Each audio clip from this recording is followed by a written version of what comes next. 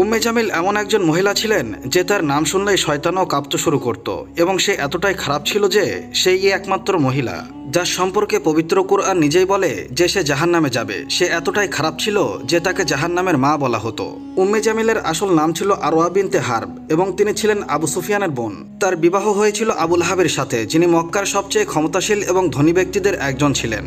তারা দুজনেই তাদের সম্পদ এবং মর্যাদা নিয়ে গর্ব করত, কিন্তু তাদের মন অহংকার আর ঘৃণায় ভরা ছিল, বিশেষ করে রাসূলুল্লাহ সাল্লাল্লাহু আলাইহি ওয়াসাল্লামের প্রতি। যখন রাসূলুল্লাহ সাল্লাল্লাহু আলাইহি ওয়াসাল্লাম মানুষকে ইসলামের দাওয়াত দেন, তখন সর্বপ্রথম আবু লাহাব ও উম্মে জামিল প্রথমে আপনাকে উপহাস করেন। আবু লাহাব আপনাকে বদনাম করলেন আর উম্মে জামিল তার জিহ্বা দিয়ে এমন আগুন জ্বালালো যে মক্কাবাসীদের মধ্যে ইসলামের বিরুদ্ধে বিষ ছড়িয়ে পড়ল। প্রতিদিন সকালে মহিলাটি কাঁটা এবং লাঠি নিয়ে রাসূলুল্লাহ সাল্লাল্লাহু আলাইহি ওয়াসাল্লামের পথে ছুঁড়ে ফেলত, যাতে আপনার পায়ে ব্যথা লাগে। দিনের বেলায় সে বাজারে যেত এবং ইসলাম সম্পর্কে মিথ্যা প্রচার করত, এবং রাতে সে মানুষের মধ্যে অহংকার ও সন্দেহের সৃষ্টি করত। তার জিহ্বা তরবারির চেয়েও ধারালো ছিল, যা কারোর বিশ্বাসকে কেটে ফেলতে সক্ষম ছিল। বলা হয় যে যখনই মক্কার কোনো ব্যক্তি রাসূলুল্লাহ সাল্লাল্লাহু আলাইহি ওয়াসাল্লামের কাছে ইসলামের বাণী শুনতে যেত, উম্মে জামিল তার বাড়িতে গিয়ে তার স্ত্রী ও সন্তানদের বিভ্রান্ত করত। তোমার স্বামী মুহাম্মাদের জাদুতে আক্রান্ত হয়েছে, এই ধরনের কথা বলে সে ঘরে ঘরে বিবাদ সৃষ্টি করত এবং মানুষের মনে সন্দেহের বীজ বপন করত। এর চেয়ে অপমানজনক কাজ আর কি হতে পারে যে একজন মহিলা তার পুরো জীবন কেবল ঘৃণা ছড়িয়ে দিয়েই কাটিয়ে দেয়।